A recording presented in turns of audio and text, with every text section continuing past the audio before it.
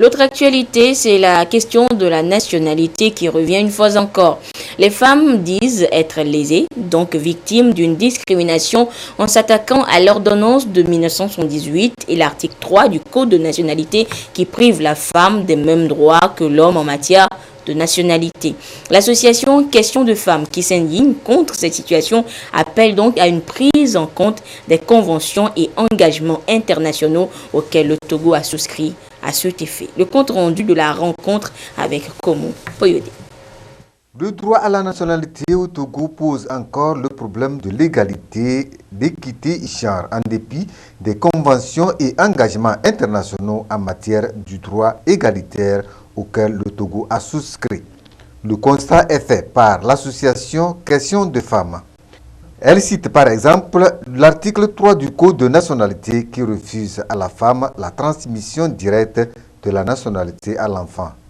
Un exemple parmi tant d'autres. La première discrimination que je voudrais citer et qui est vraiment une entorse au principe de l'égalité posé par l'article 2 de la Constitution togolaise, c'est que l'enfant qui naît d'un père togolais est automatiquement togolais, mais l'enfant qui naît d'une mère togolaise n'est pas automatiquement togolais. La condition, la restriction que le législateur a posée, c'est que cet enfant, le père de l'enfant, doit être inconnu ou bien ne doit pas avoir de nationalité. Alors on se demande pourquoi il y a cette restriction au niveau de la femme si nous tous nous sommes égaux devant la loi. Donc c'est la première restriction. La deuxième restriction, c'est que la femme étrangère qui épouse un Togolais acquiert automatiquement la nationalité par le biais de son mariage. Alors que la femme togolaise qui épouse un étranger, l'étranger ne peut pas acquérir la nationalité du fait du mariage avec une femme togolaise. Cet étranger maintenant est obligé de passer par la procédure de naturalisation qui se fait par décret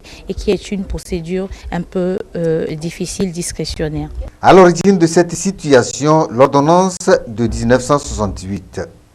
L'association Question de femmes estime que cette loi est obsolète et qu'elle doit être retirée. L'objectif général de cette initiative, en collaboration avec l'ONG Campagne mondiale pour l'égalité des droits à la nationalité, est de plaider pour la révision des textes en vue de les adapter aux normes internationales. Cette conférence de presse a été une occasion pour les membres de l'association Question de femmes et leurs collaborateurs de se féliciter des échanges fructueux au cours de la rencontre sur la question de l'égalité de droit à la nationalité. Occasion d'attirer une fois encore l'attention des autorités togolaises sur les doléances émises, celle de mettre en place un code de nationalité dépourvu de toute discrimination à l'égard de la femme. Nous avons informé les membres de la société civile, le gouvernement était présent par le biais de ces différents acteurs et ça a été vraiment une bonne réussite. Nous tenons à remercier le gouvernement qui n'a pas manqué de nous soutenir. Au Togo, la volonté politique ne souffre d'aucun doute. Selon les responsables des services de nationalité, des réformes ont été consenties en la matière. Depuis 1992 déjà, la transmission de la nationalité à l'enfant est faite par l'homme et la femme. La Constitution du 14 octobre 1992 a consacré une égalité de droits entre l'homme et la femme. Et dans ce sens, son article 32 autorise à la femme, aussi bien qu'à l'homme, de donner sa nationalité de droit à ses enfants.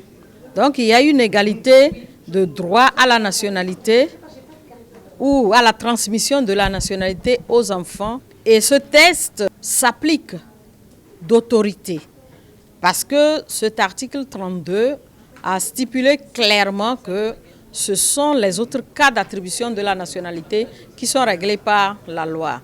Alors ceci étant, au niveau du système de production de la nationalité, nous avons intégré l'article 32 de la Constitution, ce qui me fait dire qu'aujourd'hui, ou du moins depuis 1992, la nationalité est attribuée aussi bien aux enfants issus de l'homme togolais que de la femme togolaise. L'objectif général de ces plaidoyers est de voir le Togo cité parmi les pays favorables au monde.